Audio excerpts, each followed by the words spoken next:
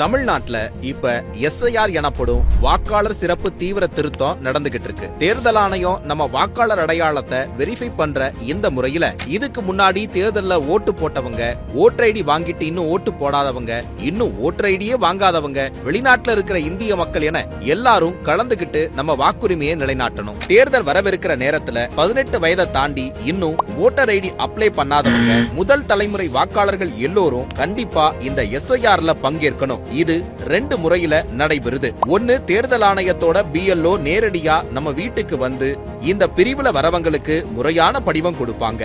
2வது, ஆன்லைன்ல தேர்தல் ஆணையம் வெப்சைட் மூலமா விண்ணப்பிக்கலாம். முதலில் ஆன்லைன்ல எப்படி அப்ளை பண்ணலாம் என்பதை பார்ப்போம். ECI NETங்கிற எலெக்ஷன் கமிஷனோட ஆப்பை இன்ஸ்டால் பண்ணிக்கோங்க. என்டர் ஆனவுடன் ஃபார்ம் 6ல இருக்கிற நியூ ஓட்டர் ரெஜிஸ்ட்ரேஷன் என்ற லிங்கை கிளிக் பண்ணுங்க. நீங்க இப்போதான் புதுசா ஓட்டர் ஐடி அப்ளை பண்றீங்கன்னு அக்னாலேஜ் பண்ணதுக்கு அப்புறம் உங்க பர்சனல் டீடைல்ஸ் கேட்கும். இதுல டேட் ஆஃப் பர்த்க்கு மட்டும் ஆதார் கார்டு போன்ற சப்போர்ட்டிவ் டாக்குமெண்ட்ஸை சப்மிட் பண்ணணும். மொபைல் நம்பரை வெரிஃபை பண்ண நீங்க கொடுத்த மொபைல் நம்பருக்கு OTP வரும். அத ஓகே பண்ணிக்கோங்க.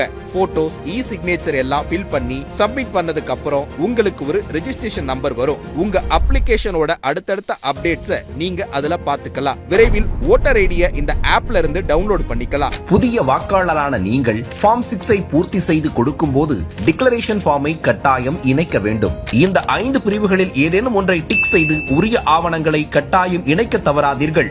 அடுத்து, BLO மூலம் நேரடியாக விண்ணப்பிக்கும் முறையை பார்ப்போம். BLO உங்க வீட்டிற்கு வரும்போது நீங்க இப்போதான் வாக்காளரா பதிவு செய்றீங்க என்று சொல்லி உங்களுக்கான ஃபார்ம் 6 மற்றும் டிக்ளரேஷன் ஃபார்மை கேட்டு பெறுங்க. கேட்கும் விவரங்களை தெளிவாக கொடுக்கவும், உங்கள் வயதுக்கான ஆதாரமாக பிறப்பு சான்றிதழ், பள்ளி சான்றிதழ் போன்றவற்றையும், இருப்பிடத்திற்கான ஆதாரமாக ஆதார், ரேஷன் கார்டு போன்ற ஆவணங்களையும் தயாராக வைத்திருக்கவும், உங்கள் படிவத்தை சரியாக நிரப்பி கொடுத்ததற்கான ஒப்புதல் கையொப்பத்தை BLOவிடம் கேட்டு வாங்கிக் கொள்ளவும். பிறகு BLO உங்கள் தகவல்களை சரிபார்த்து வெரிஃபை செய்வார். நாம முதல் முறையாக ரெஜிஸ்டர் பண்ற இந்த ஃபார்ம் 6 முறைதான் நமக்கான SIR. எனவே புது வாக்காளர்கள் கவனமாக தகவல்களை கொடுக்க வேண்டும். ஏனென்றால் முறையாக ரெஜிஸ்டர் செய்தால் மட்டுமே நாம் முறையான வாக்காளர் ஆவோம். இந்த வருஷம் டிசம்பர் 9 அன்று வெளியாகும் மாதிரி வாக்காளர் பட்டியலில் உங்கள் பெயர் இருக்கிறதா என்று பார்க்கவும். இல்லையெனில் 2026ஆம் ஆண்டு பிப்ரவரி 7 அன்று வெளியிடப்படும் இறுதி வாக்காளர் பட்டியலில் உங்கள் பெயரை உறுதிப்படுத்திக் கொள்ள வேண்டும். உங்கள் வாக்குரிமையை பதிவு செய்ய மறந்துவிடாதீர்கள். நீங்கள் பதிவு செய்யும் நேரம் வரை நீங்கள் வாக்காளர் இல்லை. எனவே இன்றே உங்கள் வாக்குரிமையை பதிவு செய்யுங்கள். மக்களின் வாக்களிக்கும் உரிமையே ஜனநாயகத்தின் வெற்றி.